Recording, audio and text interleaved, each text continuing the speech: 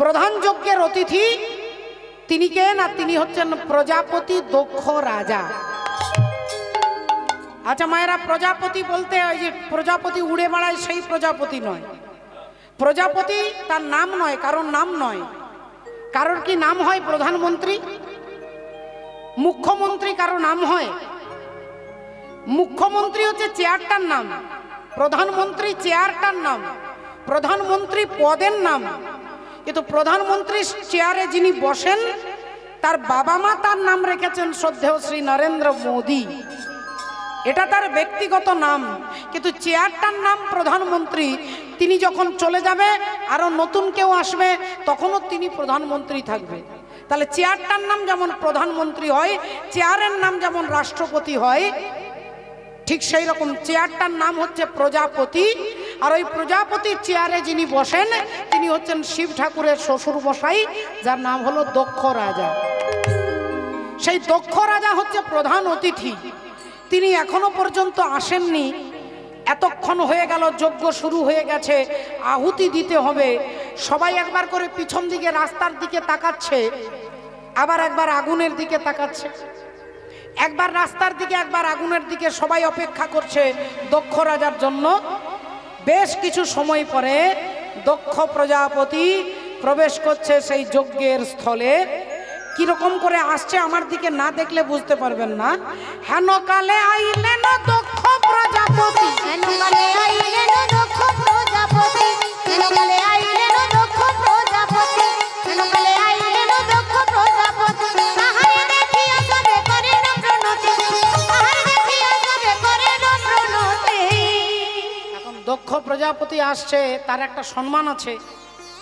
প্রজাপতি পদটা হচ্ছে বিরাট বড় পদ, তার একটা মর্যাদা আছে। সবাই উঠে দাঁড়িয়েছে, যেই তিনি আসছে সবাই উঠে দাঁড়িয়ে হাত জোড় করে মাথা নিচু করে নমস্কার করছে। দক্ষ রাজা দেখে নিল, ডান দিকে দেখছে সবাই উঠে দাঁড়িয়েছে, বাঁ দিকে দেখছে সবাই উঠে দাঁড়িয়েছে, সামনে পেছনে সবাই আমাকে দেখে উঠে দাঁড়িয়েছে। আমাকে দেখে সবাই নমস্কার করছে, আমাকে দেখে সবাই নমস্কার করছে, আমাকে দেখে সবাই মাথা নিচু করছে। কিন্তু একই ডান দিকের কোণে তিনটে চেয়ারে তিনজন বসে আছে, যারা আমাকে দেখে উঠেও দাঁড়াচ্ছে না, আমাকে দেখে নমস্কারও করছে না, আর আমাকে দেখে মাথাটাও নিচু করছে না। সেই তিনজনকে একবার ভালো করে দেখে নি, তারপরে 12টা বাজিয়ে ছাড়বো। আমাকে দেখে উঠে দাঁড়াবে না, এত বড় স্পর্ধা। তারা তিনজনকে আমি একটু দেখে নি। এই বলে দক্ষ প্রজাপতি ভালো করে দেখতে গেলেন, আর যেই দেখতে গেলেন দেখলেন প্রথম চেয়ারেই বসে আছে আমার বাবা। আমার বাবা গো বাবা, বাবা। প্রজাপতি দক্ষ রাজা বলছে আমার বাবা। বাবার নাম কে না? ব্রহ্মা। ব্রহ্মার পায়ের ডান পায়ের বুড়ো আঙ্গুল থেকে দক্ষ রাজার জন্ম হয়েছে। তাহলে ব্রহ্মা থেকে জন্ম হয়েছে, তাহলে আমার বাবা। তাহলে বাবা তো আর ছেলেকে দেখে নমস্কার করবে না, ছেলেকে প্রণামও করবে না। তাহলে বাবা বসে আছে, বেশ করেছে, ভালো করেছে। বাবার পাশের চেয়ারে কে বসে আছে দেখি। এই যেই আবার ভালো করে দেখতে গেলেন, ভালো করে দেখতে গিয়ে দেখছে আরে তার পাশের চেয়ারে বসে আছে আমার বাবারও বাবা, মানে আমার দাদু। আমার দাদু বসে আছে। কে তিনি? কে না, তিনি হচ্ছেন ভগবান বিষ্ণু। ভগবান বিষ্ণুর নাভি থেকে ব্রহ্মা সৃষ্টি হয়েছে। তাহলে ব্রহ্মার বাবা হচ্ছে ভগবান বিষ্ণু। তাহলে আমার দাদু, তাহলে দাদু তো আর আমাকে দেখে নমস্কার করবে না আর প্রণাম করবে না। তা দাদু বসে আছে, বেশ করেছে, ভালো করেছে। আচ্ছা ঠিক আছে, এবার দেখে নি 3 নম্বর চেয়ারে কে বসে আছে। আর যেই দেখতে গেলেন অমনি কোনো কথা বললেন না, মুখ দিয়ে শুধু গালিগালাজ বেরিয়ে গেল। অসভ্য, ছোট লোক, অভদ্র, গাধা, মূর্খ, বাঁদরের মতো চোখ, ভূত প্রেতের সঙ্গে ঘুরে বেড়ায়, সারা গায়ে ছাই ভস্য মাখে, ছোট লোক কোথাকার, সারাক্ষণ শুধু বাম বাম বাম বলে চিৎকার করে। কথাটা কাকে বলছে না? হ্যাঁ, শিব ঠাকুরকে। শিব ঠাকুরকে বলছে। এবার আপনারা যেহেতু জানেন যে শিব ঠাকুরের শ্বশুর মশাই হচ্ছে দক্ষ রাজা, তা শ্বশুর মশাই ভাবছে জামাই আমাকে দেখে উঠে দাঁড়ালো না কেন। আপনারাও বলবেন সত্যি তো, জামাই তো শ্বশুরকে প্রণাম করে, তাহলে বাবা ভোলেনাথ উঠে দাঁড়ালেন না কেন? না, বাবা ভোলেনাথ দেখছে যে এতক্ষণ দক্ষ রাজা আসেনি, সবাই তাকাচ্ছে রাস্তার দিকে, আর ভোলেনাথ তখন চোখ বন্ধ করে ধ্যানের মধ্যে ভগবানের নাম স্মরণ করছে, ভগবানকে দর্শন করছে চোখ বন্ধ করে। তাই কখন যে শ্বশুর মশাই এসেছে এটা তিনি জানেন না মা, তাই তিনি উঠে দাঁড়াতেও পারেননি আর নমস্কার করতেও পারেনি। আর অমনি প্রজাপতি দক্ষ রাজা বলে উঠল, অসভ্য, ছোট লোক, মূর্খ, গাধা। যেই বলেছে বাবা ভোলেনাথ এই কান দিয়ে শুনছেন, এই কান দিয়ে বার করে দিচ্ছেন, এই কানে শুনছেন, এই কান দিয়ে বার করে দিচ্ছেন। কিন্তু ভোলেনাথের যারা ভক্ত, আপনাদের মতো যারা ভক্ত, তারা তো ছেড়ে দেবে না। দক্ষ প্রজাপতির কাছে একদল ভক্ত যোগ দাঁড়িয়েছে, আর দাঁড়িয়ে বললেন, কি বললেন আপনি? আপনি কি বললেন? আমাদের মালিককে আপনি ছোট লোক বলছেন? স্বর্গমর্ত পাতালে যার থেকে বড় তত্ত্ব সম্রাট আর কেউ নেই, আপনি তাকে গাধা বলছেন? যার থেকে জ্ঞানী এ জগতে কেউ নেই, তাকে আপনি মূর্খ বলছেন? যার থেকে বড় তপস্বী এ জগতে কেউ নেই, আপনি তাকে বলছেন অসভ্য। আপনার সাহস দেখে আমি অবাক হয়ে যাচ্ছি। আমরা, আপনি মুখ সামলে কথা বলবেন। যেই বলেছে উনি ভৃগুমুনি বলে উঠলেন, কি হচ্ছে কি? শ্বশুর আর জামাইয়ের মধ্যে কথা হচ্ছে, মাঝখানে তোমরা নাক গলাচ্ছ কেন? তোমরা কেন নাক গলাচ্ছ? আমি ব্রাহ্মণ ভৃগু তোমাদের অভিশাপ দিচ্ছি, আজ থেকে শিবগণ সব পাষণ্ডী হয়ে যাবে। আজ থেকে শিবগণ সব পাষণ্ডী হয়ে যাবে। রাধে রাধে। যেই বলেছে ভক্তদের খুব খারাপ লেগেছে। দোষটা করলেন প্রজাপতি দক্ষ রাজা, আর অভিশাপটা আমাদেরকে দিচ্ছে। রেগে গিয়ে তারাও বলে উঠলেন, এই যে কি বলছেন আপনি? আপনি ব্রাহ্মণ ভৃগু হতে পারেন, আমরা শিব ভক্তরা আজ থেকে অভিশাপ দিচ্ছি, আজ থেকে ব্রাহ্মণ হবে লক্ষ টাকার ভিখারি। আজ থেকে ব্রাহ্মণ লক্ষ টাকার ভিখারি হবে। যেই বলে দিয়েছে বাবা ভোলেনাথ দেখলেন এখানে আর থাকা যাবে না, এখানে আর থাকা যাবে না। যজ্ঞ বন্ধ হয়ে গিয়ে শুধু অভিশাপ যাচ্ছে আর আসছে। তাহলে এখানে থাকবো না, এখান থেকে সোজা বেরিয়ে চলে যাই। এই ভোলেনাথ কানে আঙুল দিয়ে আর ওখান থেকে সোজা বেরিয়ে যাচ্ছেন ভগবানের নাম গাইতে গাইতে, ভগবানের নাম স্মরণ করতে করতে। তেরে মর্জি কা मैं हूं गुलाम ও মেরে अलबेले राम। হাতে তালি দিতে হবে, তালি তালি।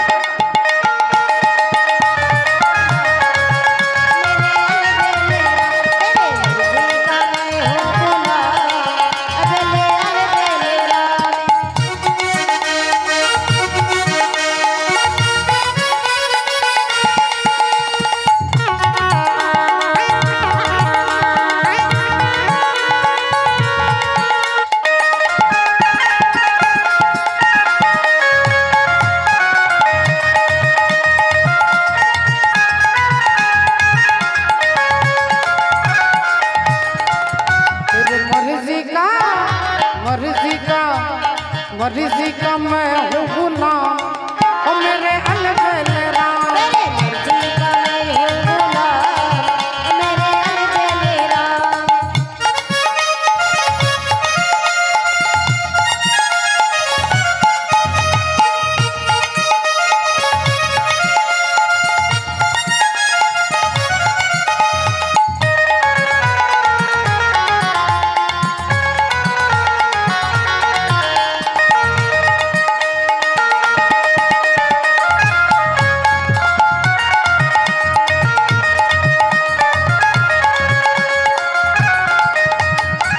अलबेले राम मेरे अलबेले राम, अलबेले राम मेरे अलबेले राम, अलबेले राम मेरे अलबेले राम, अलबेले राम मेरे अलबेले राम।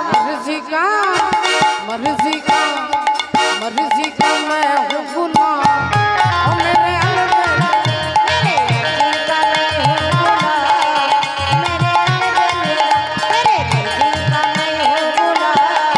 मेरे अलबेले राम। मेरे मर्जी का मैं हूँ हर हर महादेव महादेव। बाबा भोलेनाथ এখন ওখানে অভিশাপ যেহেতু চলছে তাই জায়গাটাকে পছন্দ হলো না, বেরিয়ে চলে এলেন বাড়ি। আর ভোলেনাথ এসে যেই কৈলাসে বসেছেন অমনি ভোলেনাথের স্ত্রী মা সতী বললেন, স্বামী আপনি এখানে চুপ করে বসে আছেন, আজকে কি আপনার মনে আছে আজ আপনার কীর্তন শুনতে যাওয়ার নেমন্তন্ন আছে। কীর্তন শুনতে যাওয়ার জন্য আপনার নেমন্তন্ন আছে অগস্ত্য ঋষির আশ্রমে। ঋষি অগস্ত্য আপনাকে নেমন্ত্রণ পত্র পাঠিয়েছে, আজকে কীর্তন হবে সারা রাত্রি। আপনি কি ভুলে গেছেন কীর্তন শুনতে যেতে হবে? যেই বলেছে অমনি বাবা ভোলেনাথ উঠে দাঁড়িয়েছে, আর উঠে দাঁড়িয়ে বললেন তাহলে আর দেরি করবো না। এমনি মন মেজাজটা একটু খারাপ হয়ে গেছে, তা যাই একটু কীর্তন শুনে আসি, একটু মনটাকে ভালো হবে, একটু মনটা ফ্রি হবে। এই বাবা ভোলেনাথ উঠে দাঁড়িয়ে যেই যেতে যাবে অমনি হাতটা ধরে টান দিয়েছেন মা সতী।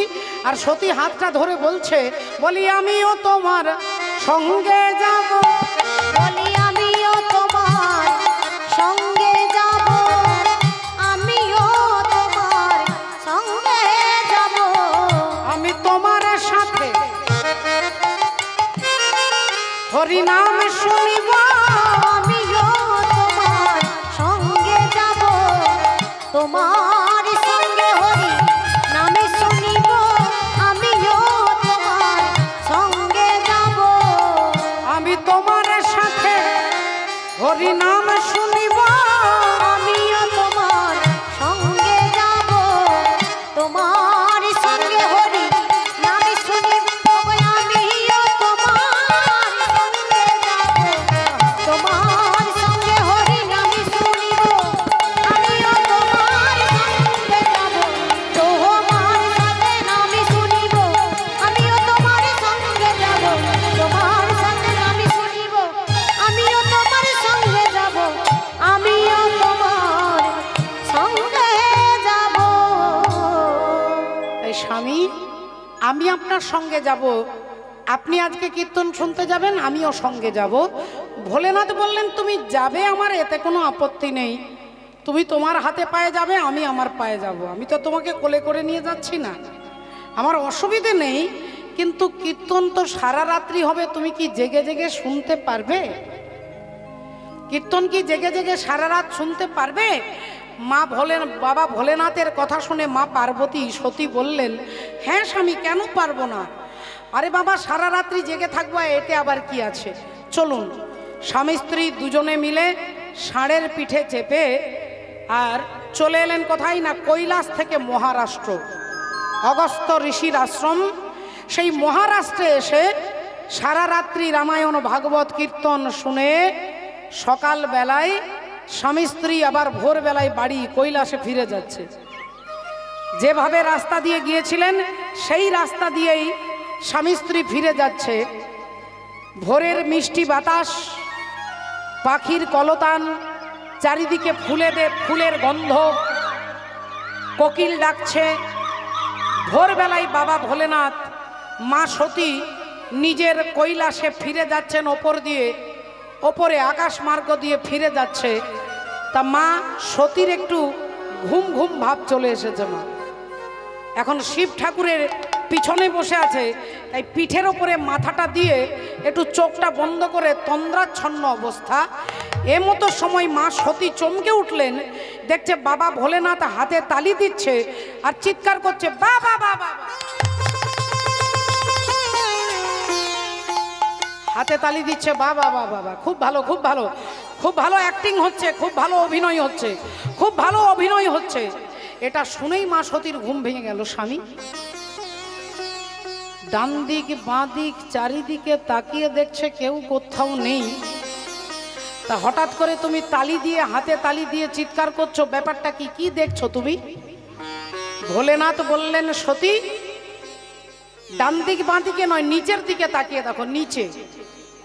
আর যেই নিচে তাকিয়ে দেখছে, জঙ্গলের ওপর দিয়ে যাচ্ছে তো, তখন ত্রেতা যুগ, গভীর জঙ্গলে ভগবান রামচন্দ্র তার সীতা দেবীকে রাবণ রাজা হরণ করে নিয়ে গেছে। সেই সীতার বিরহে, সীতার দুঃখে প্রভু রামচন্দ্র গাছটাকে জড়িয়ে ধরে বলছে, ওরে বৃক্ষ, তুই আমার সীতাকে দেখেছিস? আমি না, আমার সকাল থেকে সীতাকে খুঁজে পাচ্ছি না, আমি সকাল থেকে খুঁজে পাচ্ছি না আমার সীতাকে। এমন সময় একটা হাতি চলে যাচ্ছে, হাতির সুরে ধরেছে, ওরে ওরে হস্তি, তুই কোথা ছিলি? তুই আমার সীতাকে দেখেছিস? বল না, বল না, তুই দেখেছিস? হাতিটা মাথা নিচু করে আছে। হরিণকে দেখতে পেয়ে হরিণের গলাটা জড়িয়ে ধরেছে, ওরে হরিণ, তুই আমার সীতাকে দেখেছিস? হরিণ মাথা নিচু করে। পাখিকে দেখে বলছে, ওরে পাখি, তুই তো অনেক আকাশে উড়তে পারিস, তুই কি আমার সীতাকে দেখেছিস? পাখিটাও নিঃশব্দে মাথা নিচু করে নিচ্ছে। কেউ সীতা দেবীর কথা বলতে পারছে না। রামচন্দ্র পুনঃ পুনঃ বারবার চিৎকার করছে সীতা সীতা বলে। আর এই দৃশ্যটা দেখে বাবা ভোলেনাথ হাতে তালি দিচ্ছে আর বলছে, তোমার অ্যাক্টিংটা ভালো হচ্ছে। আপনারা বলবেন, বাবা শিব ঠাকুরের গুরু হচ্ছে রামচন্দ্র, শিবের গুরু হচ্ছে রাম, তার রামচন্দ্র জঙ্গলে কাঁদছে, গুরুদেব কাঁদছে, আর শিষ্য হাতে তালি দিচ্ছে। কেন? এটা তো আচরণ নয়, এটা তো ভদ্র আচরণ নয়। গুরুদেব কাঁদবে আর শিষ্য হাতে তালি দেবে, তাও আবার তত্ত্ব সম্রাট বাবা ভোলেনাথ। তাহলে কেন হাতে তালি দিচ্ছে? কারণটা কি না, বাবা ভোলেনাথ জানে যে রামচন্দ্র যে সীতা দেবীর জন্য কাঁদছে, যে সীতা দেবীকে রাবণ রাজা নিয়ে গেছে, সেই রাবণের 14 পুরুষের ক্ষমতা ছিল না সীতা দেবীকে হরণ করবার, যদি না ভগবান রামচন্দ্র পারমিশন দিতেন। ভগবান রামের অনুমতিতে তবে গিয়ে রাবণ রাজা সীতা দেবীকে হরণ করেছে। তাহলে যার পারমিশনে রাবণ সীতা দেবীকে হরণ করে, সেই রামচন্দ্র কাঁদছে। আপনারা বলবেন, এটা আবার কি কথা? ভক্তিমতী মায়েরা, যেদিন সীতা দেবী বিবাহ হয়ে শ্বশুর বাড়ি এলো, শ্বশুর বাড়িতে 3 দিন 1 ফোঁটা জল খাননি। রাজা দশরথ চিন্তায় পড়ে বৌমাকে জিজ্ঞাসা করলো, মা তুমি আমার ঘরে জল খাচ্ছ না কেন, কি হয়েছে? মা সীতা বললেন, বাবা আপনি মনে করে দেখুন, একদিন জঙ্গলে শিকার করতে গিয়ে অন্ধমুনির ছেলে সিন্ধুকে আপনি বনের হরিণ মনে করে শব্দভেদী বান দিয়ে মেরেছিলেন। শব্দভেদী বান দ্বারা আপনি অন্ধমুনির পুত্র সিন্ধুকে মেরেছিলেন। এতে যে অপরাধ, যে পাপ হয়েছে, আপনি পাপ করেছেন, তাই আপনার বাড়িতে আমি জলগ্রহণ করতে পারছি না। বলল, তাহলে মা কি করে অপরাধ যাবে? বললেন, তাহলে লিখুন, একটা কাগজ পেন বার করুন, লিখুন আপনার বাড়িতে এমন একজন ব্রাহ্মণকে সেবা দেবেন, যে ব্রাহ্মণ আজও পর্যন্ত কারোর বাড়িতে 1 গ্লাস জল খায়নি, যে ব্রাহ্মণ আজ পর্যন্ত বেদ পাঠ না করে জলগ্রহণ করেননি, এমন একজন ব্রাহ্মণকে নিয়ে আপনার বাড়িতে সেবা দিলে আপনি অপরাধ থেকে মুক্ত হবেন। বলে, তাহলে সেরকম ব্রাহ্মণ তো কেউ নেই? বলে, একজন আছে, সীতা দেবী বলছে। এই জগতে একজন ব্রাহ্মণ আছে, আর সেই ব্রাহ্মণের নাম হচ্ছে লঙ্কার অধিপতি রাবণ রাজা। রাজা দশরথ রাবণের নামে চিঠি লিখলেন। রাবণ চিঠিটা পেয়ে দশরথ রাজার বাড়ি এসেছেন। রাজা দশরথ রাবণকে পা ধুইয়ে দিয়ে প্রণাম করে ভেতরে নিয়ে এসেছে। রাবণের সেবা দেওয়ার পরে বলছে, বলুন আপনাকে কি দক্ষিণা দেব? রাবণ কি দক্ষিণা চাইবে বাবা, যার প্রতিটা ইট সোনা দিয়ে তৈরি, প্রতিটা ইট সোনা দিয়ে তৈরি, সোনার বাড়ি যার, তিনি আর কি দক্ষিণা চাইবে? বললেন, আমাকে কিছু দিতে হবে না, হে রাজা দশরথ, একবার আপনার বৌমা সীতা দেবীকে আমাকে দর্শন করিয়ে দেন। রাজা দশরথ রাবণকে এনে সীতা মায়ের ঘরের কাছে দাঁড় করিয়ে দিলেন। আর রাবণ মা সীতা দেবীর ঘরে গিয়ে দরজা জানলা ভালো করে বন্ধ করে হাত জোড় করে বলছেন, মা গো, আমি তোমার কাছে এসেছি মা, তুমি জগৎ জননী, তুমি জগৎ প্রসবিনী মা, তোমার কাছে এসেছি তোমার সন্তান একটা ভিক্ষা চাইবার জন্য। আমি রামের কৃপা পেতে চাই মা, আমি রামের কৃপা পেতে চাই।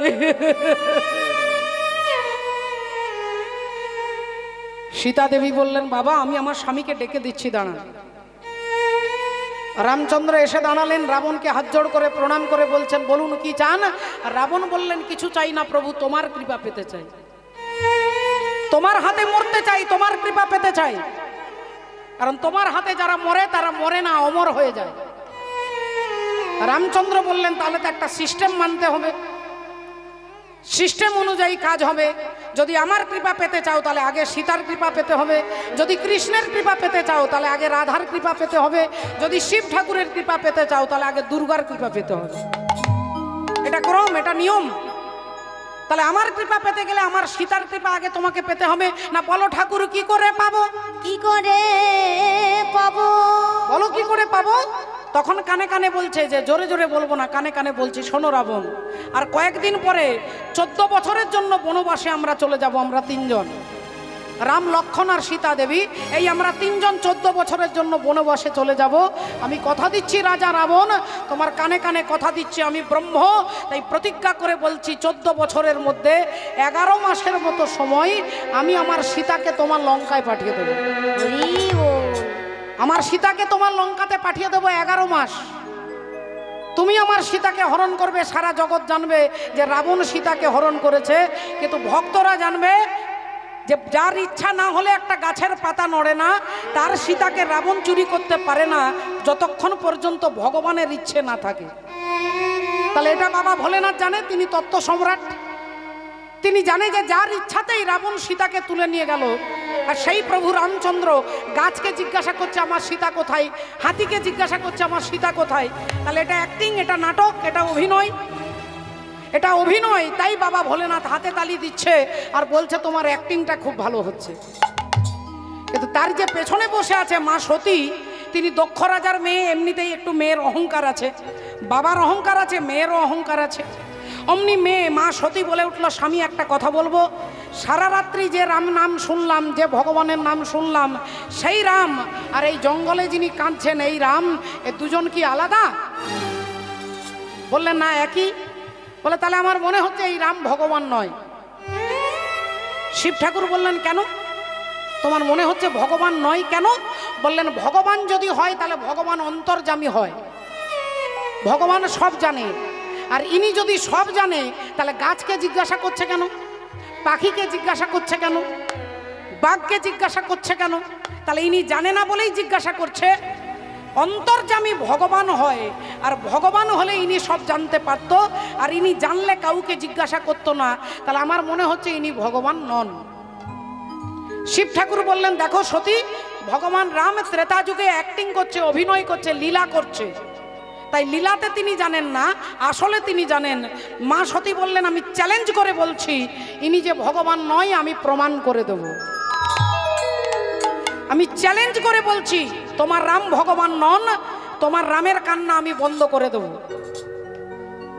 বাবার মতো কথায় কথায় চ্যালেঞ্জ করে।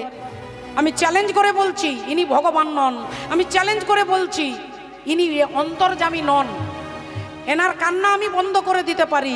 বাবা ভোলেনাথ দেখলেন এখানে থাকলে এনার সঙ্গে কথা বললে হবে না। তিনি ভোলেনাথ বুঝতে পেরে গেছে যে একে বোঝাতে পারবো না। যার যখন অহংকার হয় তখন তার বিনাশ অবশ্যম্ভাবী হবে। তাই ভোলেনাথ ওখান থেকে বেরিয়ে চলে গেলেন। আর মা সতী স্বামীর কাছে জিতবার জন্য কি করলেন মা? না, মা সতী সাজলেন সীতা। সতী সীতা সেজেছে। আজ হইয়া জানো কি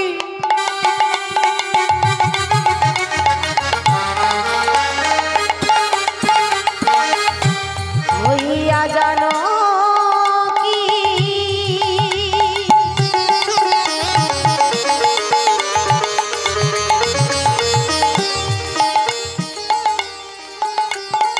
ওগো সাজিলেন জানো কি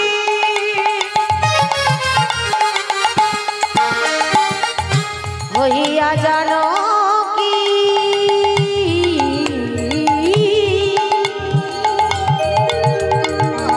আজি সাজিলেন জানো কি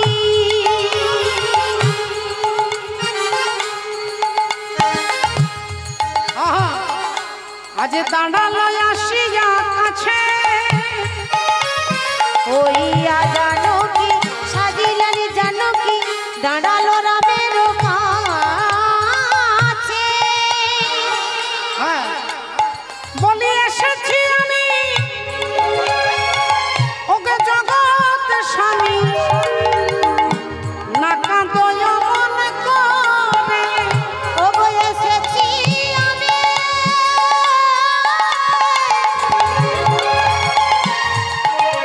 ও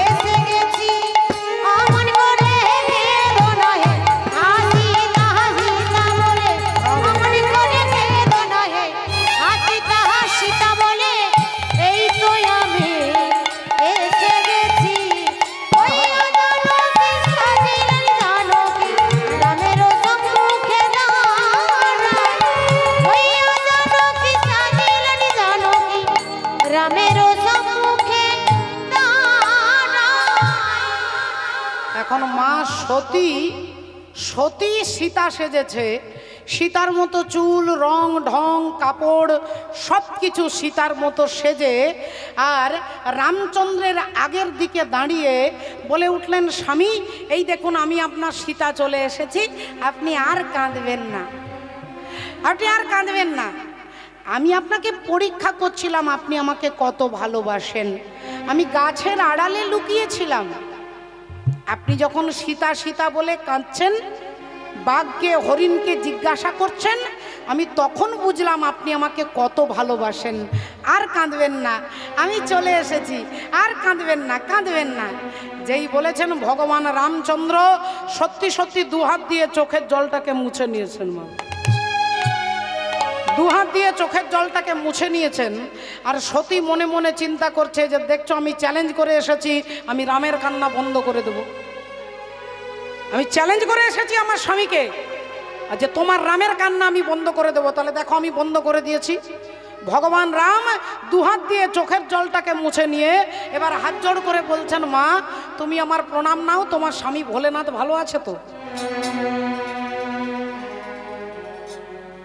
এইবার মা সতী কি ভাববে যে তাহলে বিউটি পার্লার দোষ করেছে আমাকে সাজাতে, 2500 টাকা খরচা করে সীতা সেজে এসেছি, আর ইনি আমাকে দেখার সাথে সাথে বলছে তুমি আমার প্রণাম নাও, তোমার স্বামী ভোলেনাথ ভালো আছে তো? তাহলে এবার আমি কি বলবো? মানে বলছি যে আপনি কি কি কি করে জানলেন যে আমি আপনার সীতা নই? আমি তো সীতার মতোই দেখতে, এই তো আয়নাতে দেখুন না। রামচন্দ্র বললেন, মাগো তুমি সীতা সেজেছ কিন্তু সীতার আচরণটা শেখো নাই। আমার যিনি সীতা তিনি রামের আগে দাঁড়ায় না, তিনি রামের পেছনে দাঁড়ায়। সীতা রামের পেছনে আর সীতার পেছনে লক্ষণ। তাহলে যদি আমরা পেছন দিক থেকে যাই তাহলে আগে লক্ষণ, তারপরে সীতা, তারপরে রাম। লক্ষণ হচ্ছে গুরু, আগে গুরু তারপরে সীতা হচ্ছে ভক্তি, আগে গুরু তারপরে ভক্তি তারপরে ভগবান। তাহলে তুমি কেমন সীতা মা যে তুমি রামের আগের দিকে দাঁড়িয়ে আছো? মা সতী তাড়াহুড়ো করে পালিয়ে আসছে, আর এদিকে বাবা ভোলেনাথ কৈলাসে বসে চোখ বন্ধ করে এতক্ষণ টিভিতে সিরিয়াল দেখছিলেন যে ওখানে কি হচ্ছে দেখি। আর যেই সতী এসেছে অমনি বাবা ভোলেনাথ বললেন একটু মিষ্টি হেসে, সব ঠিক আছে তো? সব ঠিক আছে? সতী বললেন, হ্যাঁ সবই তো ঠিকই আছে। কি হলো ওখানে? কি আর হবে, আপনি যাকে দিন রাত্রি প্রণাম করেন সে তো আমাকে প্রণাম করলো। আপনি যাকে প্রণাম করেন সে আমাকে প্রণাম করলো। কিরকম অহংকার দেখুন। তাহলে তারপর কি হবে? আমি আপনার কাছে চলে এলাম, ঝামেলা শেষ। বলে দিয়ে যেই বসতে যাবে, স্বামীর বাঁ দিকে বসতে যাবে, বাবা ভোলেনাথ বাঁ দিকের আসনটাকে চেঞ্জ করে ডান দিকে করে দিয়েছে। এতদিন স্ত্রী বাঁ পাশে ছিল, আজকে ডান দিকে করে দিয়েছে। ডান দিকে কে বসে? মা বসে, কাকিমা বসে, জেঠিমা বসে, ভাইজি বসবে, ভাগ্নি বসবে, সব ডান দিকের অধিকার। বাঁ দিকে একজনের অধিকার, তিনি হচ্ছেন স্ত্রী। আর সেই স্ত্রীর আসনটাকে চেঞ্জ করে ডান দিকে করে দিলেন, বুঝিয়ে দিলেন আজ থেকে তুমি আমার স্ত্রী নও, আজ থেকে তুমি আমার গুরুমা। ওগো ঝিয়ের পেটে মায়ের জন্ম, বলি তোমরা ভেবে করবে কি? ওই চাঁদের গায়ে চাঁদের তোমরা ভেবে করবে কি? চাঁদের গায়ে চাঁদের লেগেছে, তোমরা ভেবে করবে কি? চাঁদের গায়ে চাঁদের লেগেছে। ও ঝিয়ের পেটে মায়ের জন্ম, ঝিয়ের পেটে মায়ের জন্ম, বলি তোমরা ভেবে করবে কি? চাঁদের গায়ে চাঁদের লেগেছে,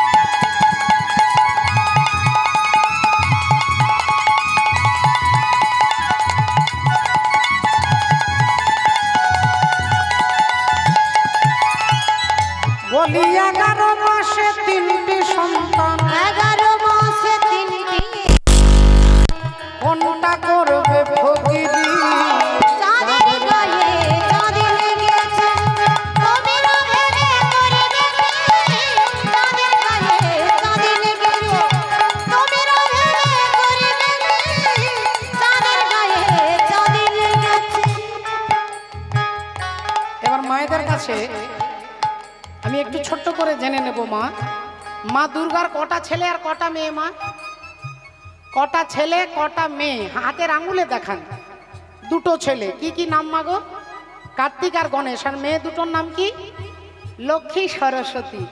তাহলে মা দুর্গার মেয়ে, মনে রাখবেন মা দুর্গার মেয়ে হচ্ছে লক্ষ্মী আর সরস্বতী, আপনারাই বলছেন। এবার ওই মা দুর্গাকে সৃষ্টি করছে মহিষাসুরকে বধ করবার জন্য ব্রহ্মা বিষ্ণু মহেশ্বর, এই তিন দেবতা মিলে মা দুর্গাকে সৃষ্টি করলো। মা দুর্গা মহিষাসুরকে বধ করলেন। এবার মা ব্রহ্মার কাছে গিয়ে দাঁড়িয়েছে, আপনি আমাকে গ্রহণ করুন। ব্রহ্মা বললেন, তোমাকে আমি সৃষ্টি করেছি, আমি তোমার বাবা, তুমি আমার মেয়ে। মা দুর্গা গেলেন ভগবান বিষ্ণুর কাছে, তিনিও বললেন, আমি তোমার বাবা, তুমি আমার মেয়ে। ভোলেনাথকে গিয়ে বললেন, আপনি আমাকে গ্রহণ করুন, বলে তোমার ওই দেহটাকে 108 বার পাল্টাতে হবে, তারপরে তুমি আমাকে পাবে। 108 বার চেঞ্জ করে বাবা ঠাকুরকে পেলেন। কিন্তু প্রশ্ন হলো যে মা দুর্গার বাবা হচ্ছে ভগবান বিষ্ণু। তাহলে মা দুর্গার বাবা যদি ভগবান বিষ্ণু হন, তাহলে বিষ্ণুর স্ত্রীকে, ভগবান বিষ্ণুর স্ত্রীকে আপনারা বলতে পারবেন যারা যারা লক্ষ্মীর ভান্ডার পান? হ্যাঁ, মা লক্ষ্মী। মা লক্ষ্মী দেবী হচ্ছে লক্ষ্মী আর ভগবান নারায়ণ, বিষ্ণু তো নারায়ণ, তাহলে বিষ্ণুর স্ত্রী হচ্ছে লক্ষ্মী। তাহলে মা দুর্গার বাবা যদি বিষ্ণু হয়, বিষ্ণুর স্ত্রী কে হবে? মা বাবার স্ত্রী কে হবে? আপনার বাবার স্ত্রী আপনার কে হবে? আপনার মা হবে না? তাহলে মা দুর্গার বাবা যদি বিষ্ণু, তাহলে মা দুর্গার মা হচ্ছে লক্ষ্মী, হচ্ছে না? মা বিষ্ণু স্ত্রী তো লক্ষ্মী, তাহলে ইনি যদি বাবা হয় ইনি মা হচ্ছে না? এক্ষুনি বললেন মা দুর্গার মেয়ে লক্ষ্মী, আবার এক্ষুনি ঘুরে হয়ে গেল মা দুর্গার মা হচ্ছে লক্ষ্মী। ঝিয়ের পেটে মায়ের জন্ম, ঝিয়ের পেটে মায়ের জন্ম, ঝিয়ের পেটে মায়ের জন্ম, তোমরা ভেবে রাধে চাঁদের গায়ে চাঁদ লেগেছে তোমরা ভেবে করবে কি চাঁদের গায়ে চাঁদ লেগেছে। বলি ঘর আছে তার দুয়ার নাই, আরে লোক আছে তার বাক্য নাই গো। বলো কে তাহারে আহার যোগায়, কে বাদাই সন্ধ্যাবাতি। আহা কে তাহারে আহার যোগায়, কে বাজায় সন্ধ্যাবাতি, কে তাহারে আহার যোগায়, কে বাজায় সন্ধ্যাবাতি। ওগো ফকির লালন ভেবে বলে, দেখো ছেলে মরে মাকে ছুলে গো।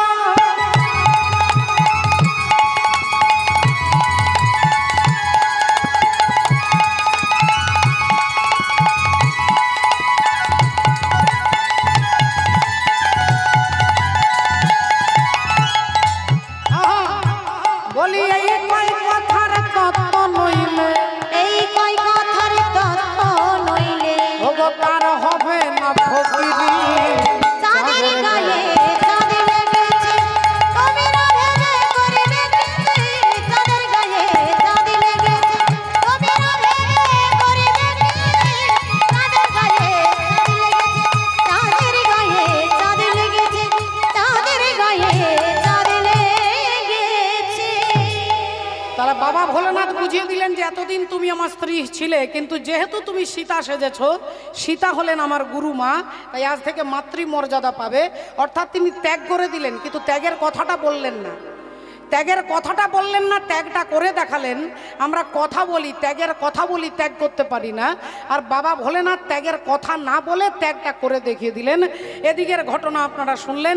এদিকে প্রজাপতি দক্ষ রাজা সেই এক জায়গায় পড়ে আছে যে আমাকে দেখে প্রণাম করলো না, আমাকে দেখে নমস্কার করলো না, আমাকে দেখে উঠে দাঁড়ালো না, আমার জামাই আমাকে অপমান করেছে, আমার জামাই আমার বিনা পারমিশনে বেরিয়ে চলে গেছে। তিনি সারাক্ষণ সেটাই ভাবছে আর রেগে রেগে আছে। এখন সমস্ত দেবতারা দেবর্ষি নারদকে পাঠিয়েছে।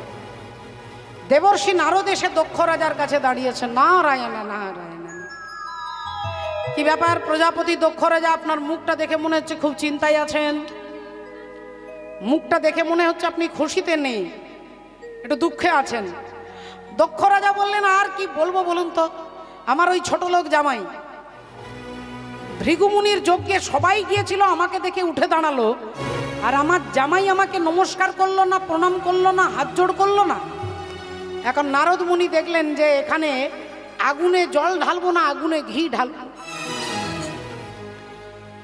এনার হয়েও বলবো না আর এনার বিরুদ্ধেও বলবো না, এমন কায়দা করব। কায়দাটা কিরকম? কায়দা কিরকম মা দেখুন, দুই ভাই, বড় ভাই রামু, ছোট ভাই শামু। এই রামু আর শামু গ্রামের মেলা দেখতে গেছে। মেলা দেখতে দেখতে দেখতে সন্ধে হয়ে গেছে। দুই ভাইয়ের খিদে পেয়েছে, দুজনার পকেটেই 1 টাকাও নেই। তাই রামু বলছে, চল ভাই চল, বিনে পয়সায় এই যে দোকানে জিলিপি ভাজা হচ্ছে, খাবো চল। ভাই বলল, দাদা পকেটে তোমারও টাকা নেই, আমারও নেই, ঘরে চলো মুড়ি খাবো। দাদা বলল, দোকান বাজারে এসেছি আর জিলিপি না খেয়ে চলে যাব, চল না, যা হবে তারপরে হবে। ভাই বলল, দাদা আমার মার খাওয়ার ইচ্ছে নেই, তুমি যাবে যাও, আমি দূরে দাঁড়িয়ে আছি।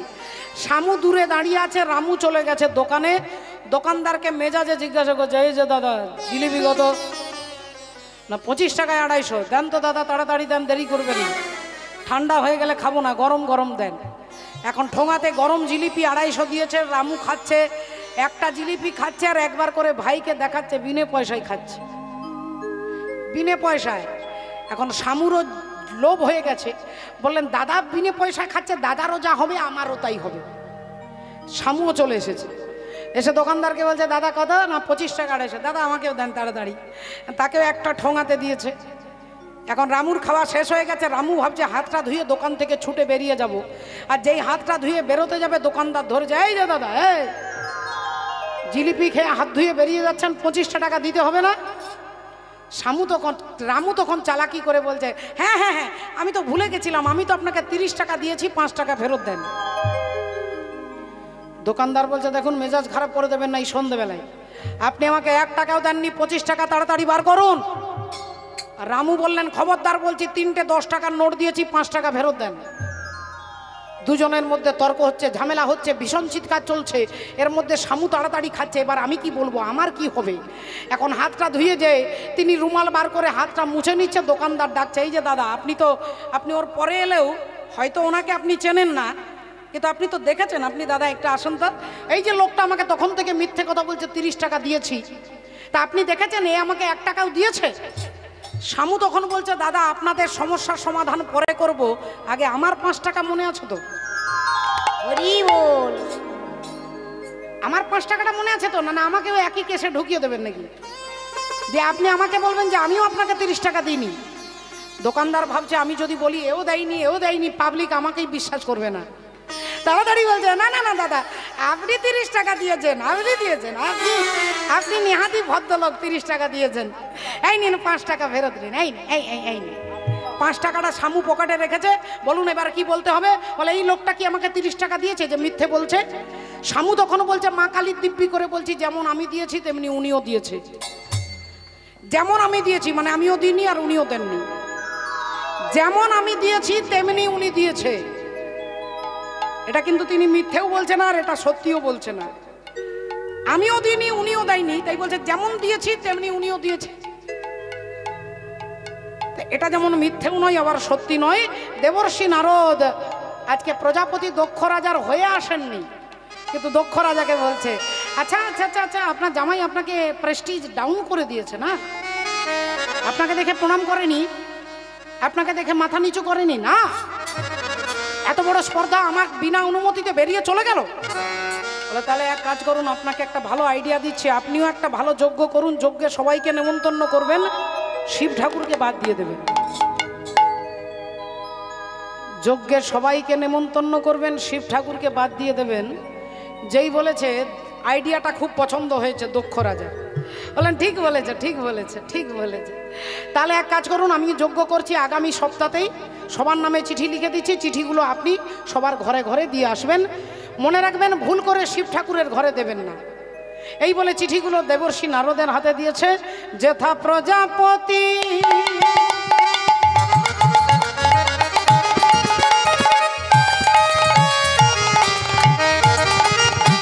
যেথা প্রজাপতি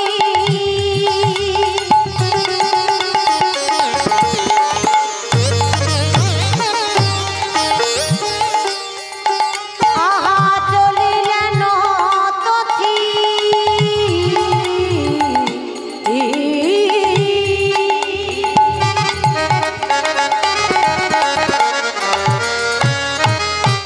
বিনা যন্ত্র করে লইয়া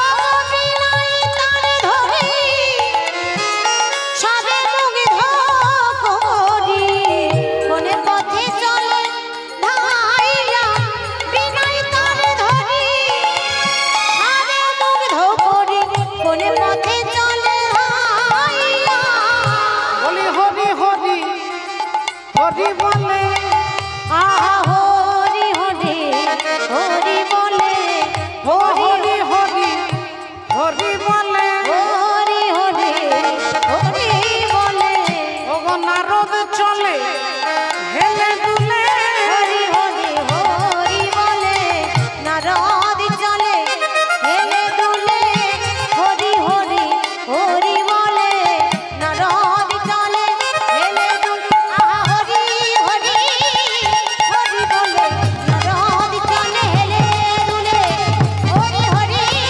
হরি বলে নারদ চলে হেলে দুলে হরি হরি হরি বলে নারদ চলে হেলে দুলে হরি হরি হরি বলে হরি হরি হরি বলে বিনাই তনে ধরে সবে মুগ্ধ করি কোনে পথে চলে ধাইয়া বিনাই তনে ধরে সবে মুগ্ধ করি কোনে পথে চলে ধাইয়া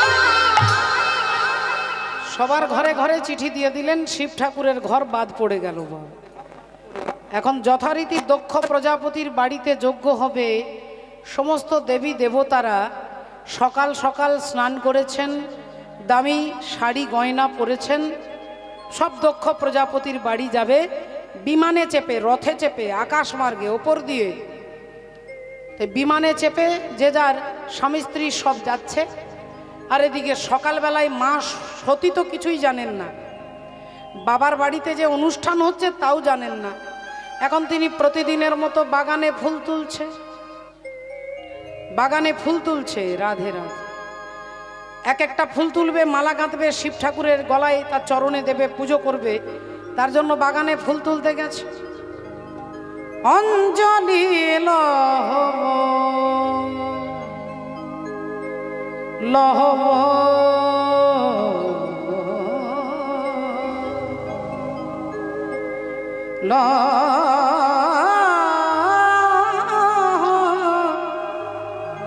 অঞ্জলি লহব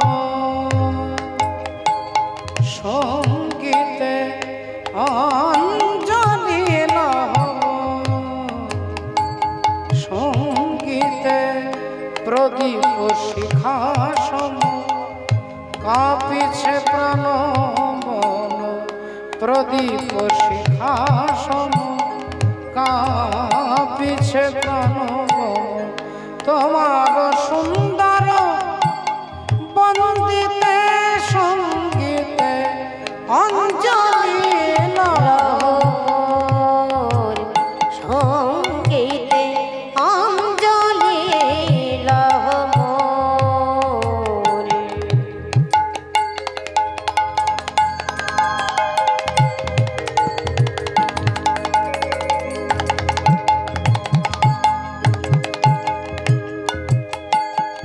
তোমার দেবালয়ে কি সুখে কি জানি জানি জানি জানি জানি জানি তোমার দেবালয়ে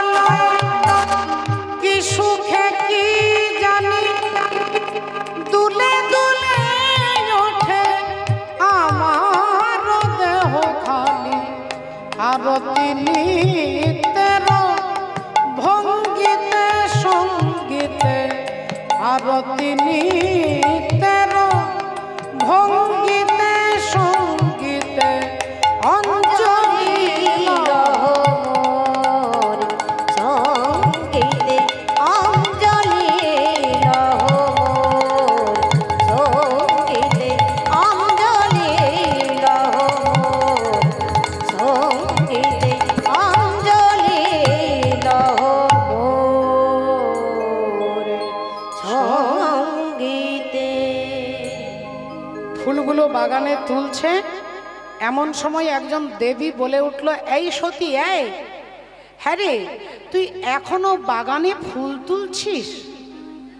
আমরা তোর বাবার বাড়ি যাচ্ছি, তুই এখনো যাসনি এখানে?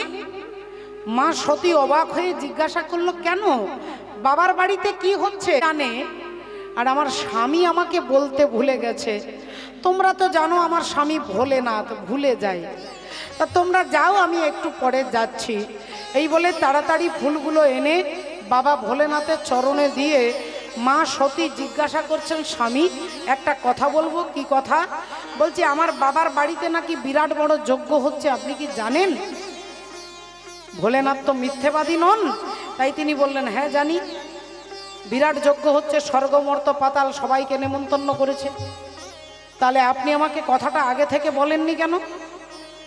আগে থেকে বলে রাখলে আমি ব্যাগ ট্যাগ সব গুছিয়ে রাখতাম, কি কাপড় নিতে হবে, কি গয়না নিতে হবে, সব ব্যাগ ট্যাগ গুছিয়ে নিতাম।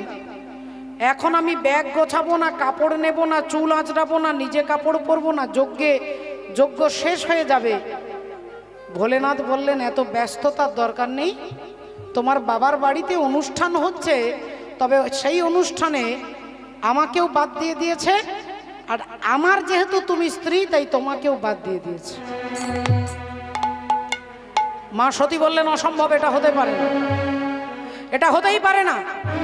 আমার বাবার বাড়িতে অনুষ্ঠান হবে আর আমার বাবা আমাকে বাদ দিয়ে দেবে? তাহলে নিশ্চয়ই কোনো ঘটনা ঘটেছে, আপনি আমাকে বলেননি। তাহলে দেখো, অন্য কোনো ঘটনা নয়, ভৃগুমুনির যজ্ঞে আমরা সবাই গিয়েছিলাম, তোমার বাবাও সেখানে এসেছিলেন। তোমার বাবাকে দেখে সবাই প্রণাম করেছিলেন, কিন্তু আমি চোখ বন্ধ করে ধ্যানের মধ্যে ছিলাম, তাই তোমার বাবাকে আমি দেখিনি গো। যেহেতু আমি দেখিনি তাই তোমার বাবাকে নমস্কার করতে ভুলে গেছি, আর তোমার বাবা ধরে নিয়েছে যে আমি ওনার শত্রু। তোমার বাবা ধরে নিয়েছে আমি ওনার শত্রু। শত্রুতা করার দরকার হয় না মা, অনেক সময় দেখবেন ভাইয়ে ভাইয়ে এমনি এমনি কোনো কথাবার্তা নেই, কথা বন্ধ, মুখ দেখা বন্ধ, বনে বনের ভালোবাসা শেষ। জিজ্ঞাসা করুন কি হয়েছে, বলবে কিছুই বলতে পারবো না, কোনো কিছুই হয়নি, কিন্তু বন্ধ হয়ে গেছে। কেউ কারো মুখ দেখছে না, কেউ কারোর সঙ্গে কথা বলছে না। এর মূল দোষটা কি? আপনার ঘরের মধ্যে মাথার উপরে সিলিং ফ্যান আছে, সিলিং ফ্যানটা যখন আপনি দুপুর বেলায় চালিয়ে দেন আপনার খুব আরাম লাগবে, আহ কি সুন্দর ঠান্ডা লাগছে। দুপুরে গরম লাগে, গ্রীষ্মকালে গরম লাগে, ফ্যানটা চললে আপনার আরাম হয়। সারা রাত্রি ফ্যান চলছে, বৈশাখ মাসে জ্যৈষ্ঠ মাসে আপনি আরামে ঘুমোচ্ছেন, কিন্তু ওই সুইচটা, ওই ফ্যানটাই যখন পৌষ মাসের রাত্রিবেলায় কেউ যদি ভুল করে চালিয়ে দেয়, আপনি কি বলবেন? ওরে কে আছিস, ফ্যানটাকে বন্ধ কর, ফ্যান বন্ধ কর, বন্ধ কর। তাহলে ফ্যানের কি সুইচটা চেঞ্জ হয়ে গেছে? বললো না। ফ্যানটা চেঞ্জ হয়ে গেছে? বলে না। সুইচ বোর্ড ওটাই আছে, ফ্যান ওটাই আছে, ওই ঘরটাই, কিন্তু যে ফ্যানটা আপনার গ্রীষ্মকালে চললে ভালো লাগবে সেটা শীতকালে ভালো লাগছে না। কেন? পরিবর্তনটা কি হচ্ছে না, সময়ের পরিবর্তন হয়ে যাচ্ছে। সময়ের পরিবর্তন হয়ে যাচ্ছে। তাই সময়, যখন সময় আপনার ভালো থাকবে তখন আপনার ভালোবাসা থাকবে। অনেক সময় সময় খারাপ হয়ে যায়, আমরা ব্যক্তিকে দোষ দিই, কিন্তু সময়টা পরিবর্তন হয়ে গেছে। একজন দরিদ্র ব্রাহ্মণ ছিলেন, তার একটা মেয়ে ছিল। মেয়ের বিয়ের জন্য ব্রাহ্মণ খুব চিন্তায় আছে। নিজস্ব টাকা পয়সা নেই, মেয়ের বিয়ে দিতে পারছে না, পাড়ার লোকের কাছে ভিক্ষা চেয়ে মেয়ের বিয়ে দিতে ইচ্ছে করছে না। ভিক্ষে করে মেয়ের বিয়ে দেবো? তাহলে এক কাজ করি, যদি ভিক্ষা করতে হয় আমি মা লক্ষ্মীর কাছে ভিক্ষা চাইবো। ব্রাহ্মণ চলে গেছে লক্ষ্মীর আরাধনা করতে জঙ্গলে। 2 মাস 4 মাস সময় পেরিয়ে গেছে। গ্রামের লোক ভাবলো ব্রাহ্মণ জঙ্গলে গেছে, কোনো বাঘ সিংহ ব্রাহ্মণকে মনে হয় মেরে ফেলেছে। গোটা গ্রামবাসী মিলে চাঁদা তুলে ব্রাহ্মণের মেয়েটার বিয়ে দিয়ে দিয়েছে। ব্রাহ্মণের মেয়ের বিয়ে দিয়ে দিয়েছে। এদিকে দেখতে দেখতে 1 বছর হয়ে গেছে। ঠিক একদিন গভীর রাত্রিতে লক্ষ্মী দেবী ব্রাহ্মণের কাছে দাঁড়িয়েছে। বল বাবা, বল তুই কি চাস? বললেন মাগো, আমি নিজের জন্য কিছু চাই না, আমার মেয়েটার বিয়ের জন্য যতটুকু টাকা তুই আমাকে দয়া করে দে মা, আমি যেন মেয়েটার বিয়ে দিতে পারি। লক্ষ্মী দেবী বললেন, তুমি কি তোমার মেয়ের বিয়ের জন্য আমার কাছে টাকা চাইতে এসেছো? আগে হ্যাঁ মা, আমি লোকের কাছে হাত পাতবো না, তাই তোমার কাছে সাধনা করতে এসেছি। লক্ষ্মী দেবী বললেন, শোনো বাবা, তোমার মেয়ের বিয়ের জন্যই যদি তোমার চিন্তা, তোমার মেয়ের বিয়ে হয়ে গেছে। গোটা গ্রামের লোক চাঁদা তুলে তোমার মেয়ের বিয়ে দিয়ে দিয়েছে। ব্রাহ্মণ বললেন, তাহলে মা আর আমার কিছু লাগবে না, তাহলে তোমাকে আমি প্রণাম করি, তুমি চলে যাও, আমিও চলে যাই। মা লক্ষ্মী দেবী বললেন, আচ্ছা তুমি 1 বছর আমার জন্য সাধনা করলে, গ্রীষ্মকালে, বর্ষাকালে, শীতকালে, এত কঠিন পরিস্থিতিতে তুমি আমার সাধনা করলে, আর আজকে তার ফল না নিয়ে তুমি চলে যাবে? তোমাকে এর ফল নিতে হবে। না মা, আমার কিছু লাগবে না মা, আমার কিছু লাগবে না। মা লক্ষ্মী বললেন, তোমার প্রারব্ধ কর্মের ফল হচ্ছে তুমি রাজা হবে। ব্রাহ্মণ বললেন, মাগো আমি তোর পায়ে ধরি মা, তুই আমাকে রাজা করে দিস না মা, আমি রাজা হতে চাই না মা, আমি রাজা হতে চাই না। মা লক্ষ্মী দেবী বললেন, এটাই তোমার কর্মের ফল, তোমাকে রাজা হতেই হবে। বলে দিয়ে লক্ষ্মী দেবী চলে গেলেন। ব্রাহ্মণ ভাবছে, আমি রাজা হব? রাজা হওয়ার মা আমার কোনো যোগ্যতা নেই, রাজার মতো আমার চেহারা নয়, রাজার মতো আমার রং ঢং নয়, রাজার মতো হাঁটা চলা নয়, আমি কি করে রাজা হব? আবার ভাবছে, যদি হয়ে যাই তাহলে রাজা হওয়ার থেকে আমার আত্মহত্যা করা ভালো। ব্রাহ্মণ পুকুর ঘাটে এলেন ঝাঁপ দেওয়ার জন্য। হঠাৎ মনে হলো আত্মহত্যা মহাপাপ, তাহলে আমি নিজে মরবো না, কেউ যাতে আমাকে মেরে ফেলে তার ব্যবস্থা করতে হবে। কিন্তু কে আমাকে মারবে? আমি ব্রাহ্মণ, ব্রাহ্মণকে তো কেউ বধ করবে না, তাহলে আমাকে এরা কেউ মারবে না। এক কাজ করি, আমি এই দেশের রাজার কাছে চলে যাই, আর রাজার কাছে গিয়ে এমন অপরাধ করব যাতে রাজা আমাকে ফাঁসি দেয়, শুলবিদ্ধ করে। তাই ব্রাহ্মণ চলে এলেন সেই দেশের রাজার কাছে। রাজা বসে আছে সিংহাসনে, ব্রাহ্মণকে দেখে বলছে, বলুন আপনি কি চান, বলুন কি চান আপনি? বেদজ্ঞ ব্রাহ্মণ, কি চান বলুন। ব্রাহ্মণ সঙ্গে সঙ্গে পায়ের জুতোটা খুলে রাজার দিকে ছুড়ে দিয়েছে।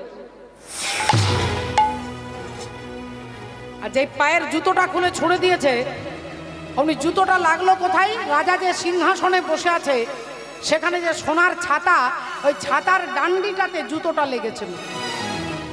এইরকম ডান্ডিটাতে জুতোটা লেগেছে, আর এই ডান্ডিটাতে একটা সাপ জড়িয়েছিল। সাপ, ওই জুতোটা সাপটার গায়ে লাগতেই সাপটা পড়ে মারা গেছে। রাজার পণ্ডিত বলছেন, মহারাজ আজ আপনার কাল সর্পযোগ ছিল, আজ আপনার মৃত্যু ছিল, ওই ব্রাহ্মণ আপনাকে বাঁচিয়েছে। রাজা অমনি ছুটে গিয়ে নেমে গিয়ে ব্রাহ্মণের হাতে ধরে বলছে, তুমি আমাকে বাঁচিয়েছ, তাই তোমাকে আমি পুরস্কার দিচ্ছি, এই রাজ্যে 1 বছরের জন্য আমি তোমাকে রাজা করে দিলাম।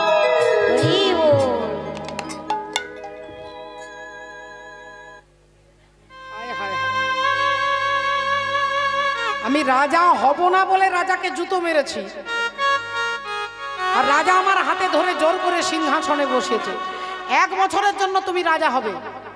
ভালো খাবার, ভালো পড়া, ভালো বিছানায় জোর করে রাজা ব্রাহ্মণকে নিয়ে থাকে। ব্রাহ্মণের সঙ্গে বন্ধুত্ব হয়ে গেল। একদিন রাজা জঙ্গলে শিকার করতে গেছে, রাত্রি হয়ে গেছে। একটা তিরপল টাঙ্গিয়ে তাবু খাটিয়ে বললেন, না রাত্রিটা এখানেই থাকবো। ব্রাহ্মণ আর রাজা দুজনে পাশাপাশি শুয়েছে। এমন সময় ব্রাহ্মণের পিপাসা পেয়েছে, ব্রাহ্মণ জল খেতে উঠেছে, দেখছে একটা বনের সাপ এসে রাজার বিছানায় উঠে যাচ্ছে। আর সাপটাকে মারবার জন্য ব্রাহ্মণ কি করেছে, রাজার তলোয়ারটা খুলে ভাবছে সাপটাকে মারবো, নইলে রাজাকে কামড় দেবে। এই সাপটাকে মারতে যাবে, সাপটা ছিটকে বেরিয়ে চলে গেছে। আর অমনি রাজার ঘুম ভেঙে দেখছে ব্রাহ্মণ তলোয়ার নিয়ে দাঁড়িয়ে আছে।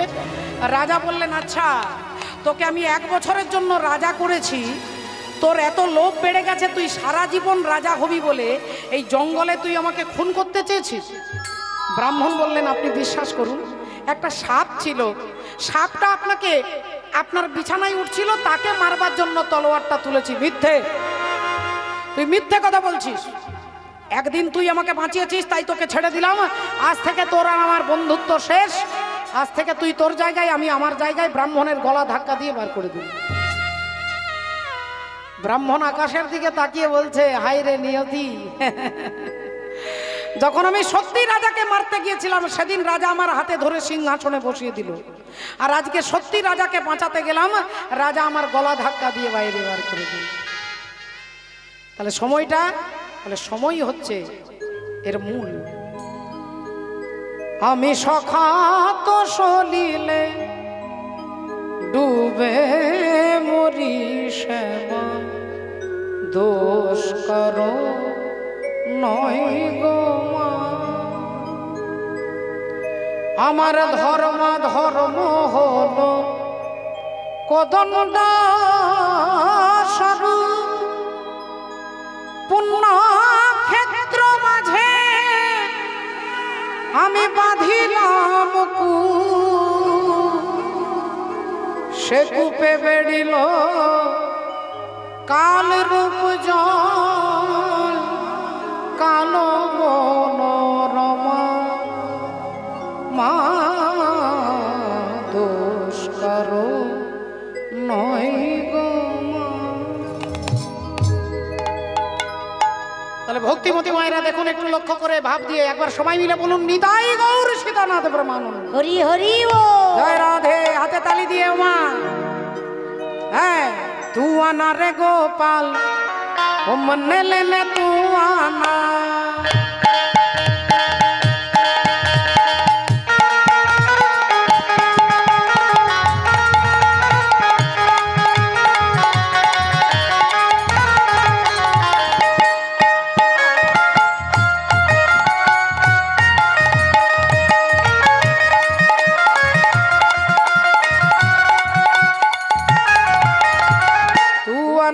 गोपाल ओ मन्ने लेने, ओ मन्ने लेने, ओ मन्ने लेने तू आना, तू आना रे गोपाल, मन्ने लेने तू आना।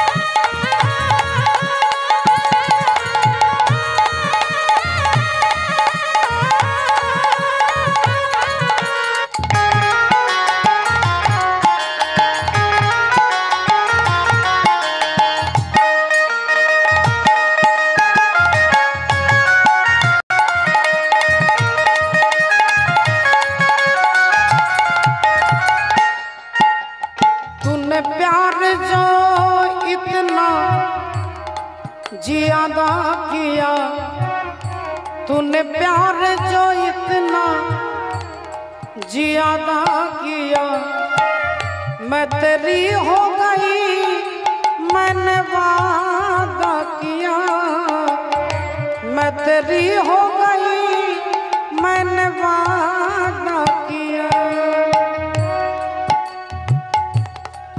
तूने प्यार जो इतना ज्यादा किया, मैं तेरी हो गई, मैंने वादा किया, मैं तेरी हो गई, मैंने वादा किया। हाथी ना लाना गोपाल घोड़े ना लाना, हाथी ना लाना गोपाल घोड़े ना लाना, हाथी ना लाना गोपाल घोड़े ना लाना। तू आना रे गोपाल, मोले लेने तू आना, तू आना रे गोपाल, मोले लेने तू आना, तू आना रे गोपाल, मोले लेने तू आना, तू आना रे गोपाल, मोले लेने तू आना, तू आना रे गोपाल, मोले लेने तू आना। बोलो राधा रानी की, बोलो भगवान कृष्णचंद्र की जय, अनंत कोटि भक्तवृंद की जय, এই সন্ধ্যাবেলায় যারা ঘুমোচ্ছেন তাদের কি জয়। এখন ঘুমিয়ে কীর্তন শুনবেন, আর সকালবেলায় কমিটির দাদাদের ভাইদের বলবেন চৈতালিকে কি কীর্তন করলো, কি মা ঘুমিয়ে শুনলে বোঝা যাবে। দেখুন ভক্তিমতী মায়েরা